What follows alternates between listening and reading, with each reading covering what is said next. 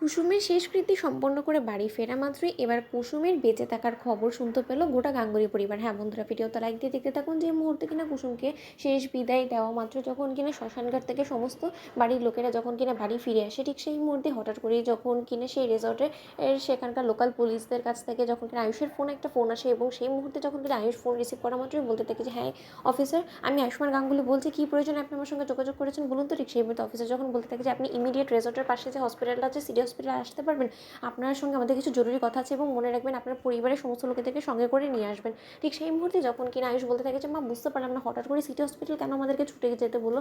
Inspector সেখানে আমাদের জন্য অপেক্ষা করছে। ঠিক সেই মুহূর্তে ইন্দ্রাণী গাঙ্গুলি যখন বলতে থাকে যে আয়ুষ তুমি কোনো মতে একা যাবে না, আমরা সমস্ত লোকেরা তোমাদের সঙ্গে যাবো। ঠিক সেই মুহূর্তে যখন কিনা আয়ুষ এক পর্যায়ে সেই হসপিটালে ছুটে যায়, এবং যাওয়া মাত্র যখন কিনা ইন্সপেক্টরকে বলতে থাকে যে ইন্সপেক্টর কী হয়েছে বলুন তো, আমরা তো রীতিমতো কুসুমকে শেষ বিদায় দিয়ে কুসুমের শেষকৃত্য সম্পন্ন করে বাড়ি ফিরেছি, তার পরবর্তীতে আপনার হঠাৎ করে ফোন এলো। ঠিক সেই মুহূর্তে ইন্সপেক্টর যখন কিনা বলতে থাকে যে আয়ুষ্মান গাঙ্গুলি, আপনি রীতিমতো যে লাশটা চেহারা থেতলে যাওয়া নিয়ে গিয়েছিলেন, সেটা আমাদের মনে হয় না যে কোনোভাবেই কুসুম সরকারের ছিল, কারণ আমরা যতটুকু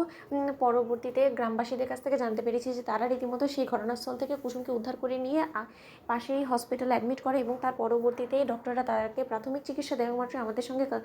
যোগাযোগ করে, এবং সেখান থেকে আমরা রীতিমতো কুসুম সরকারের খোঁজ পাই, এবং তার পরবর্তীতে আমরা আপনাদের সঙ্গে যোগাযোগ করে তার খবর দিই। ঠিক সেই মুহূর্তে আয়ুষ যখন বলতে থাকে তার মানে আপনি কী বলতে চাইছেন যে লাস্টে আমি নিয়ে গিয়েছি সেটা কুসুমের না, তার মানে কুসুম বেঁচে আছে, তাহলে কোথায় আছে কুসুম বলুন না, আপনি চুপ করে রয়েছেন কেন। ঠিক সেই মুহূর্তে যখন কিনা পুলিশ বলতে থাকে আপনি আমার সঙ্গে আসুন, ঠিক সেই মুহূর্তে যখন কিনা কুসুমকে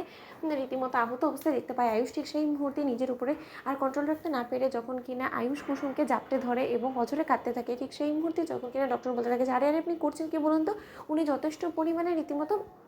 অসুস্থ আছে, এবং এই মুহূর্তে ওনার সঙ্গে এরকম করাটা আপনার ঠিক হয়নি। ঠিক সেই মুহূর্তে যখন কিনা আয়ুষ বলতে থাকে যে ডক্টর, কুসুম যখন কিনা সুস্থ আছে তাহলে ও আমার সঙ্গে কথা বলছে না কেন বলুন তো। ঠিক সেই মুহূর্তে ডক্টর বলতে থাকে যে দেখুন, ওনাকে যে অবস্থায় পাওয়া গিয়েছিল সেটা সম্পূর্ণরূপে বিধ্বস্ত অবস্থায় পাওয়া গিয়েছিল, তার পরবর্তীতে আমরা আমাদের প্রাথমিক চিকিৎসা দিয়ে ওনাকে অনেকটা সুস্থ করে তোলার চেষ্টা করছি, কিন্তু তার শর্ত আগামী 72 ঘন্টা ওনার জন্য যথেষ্ট পরিমাণে ক্রিটিক্যাল, কারণ 72 ঘন্টার মধ্যে যদি ওনার সেন্স ফিরে না আসে তাহলে আমরা কোনো মতো ওনাকে বাঁচাতে পারবো না, কারণ ওনাকে প্রাথমিক চিকিৎসা দেওয়া হয়েছে, কিন্তু তার শর্ত কেন ওনার সেন্স ফিরে আসে না সেটাই বুঝতে পারছি। এমনটাও হতে পারে যে এত উঁচু থেকে পড়া মাত্র উনি হয়তো বা সাথে সাথে তার জ্ঞান হারিয়ে ফেলে, এবং তার পরবর্তীতে হয়তো বা তার ব্রেনের কোনো মতে